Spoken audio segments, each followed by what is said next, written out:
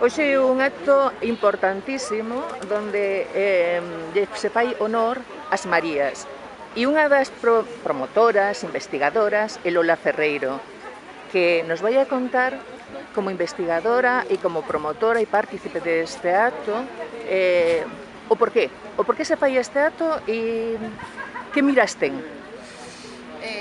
Maruxa e Coralia Fandiño Ricard, as Marías de Compostela, foron dúas mullerazas desde o meu punto de vista, como moi instrumentalizadas, como toque de cor, como mulleres aloucadas, como mulleres raras, que baixaban todos os días dar un paseo ás dúas.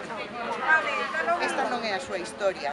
A súa historia, que é a que nós queremos reivindicar, era dúas mulleres que formaban parte dunha familia libertaria daqui de Compostela, represaliada e acosada, os irmáns perseguidos, elas tamén, os falanxistas ían á súa casa a calquera hora da noite facer un rexistro, mandábanas pa rúa, remexíanlle todo da casa, elas adaptáronse a esa situación tan terrible a través de construir o seu propio mundo de cores e de vestidos de moitas flores e de panos de moitas flores tamén, e baixaban moi maquilladas dar unha volta e facerse ver por Compostela adiante.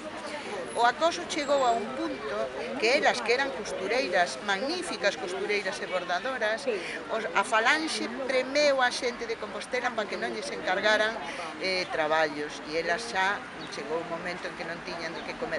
Pero tamén a solidariedade da veciñanza se puxo de manifesto, deixándolle en determinados ultramarinos bolsas con comida, encargándolle cousas casi clandestinamente, traballos casi clandestinamente.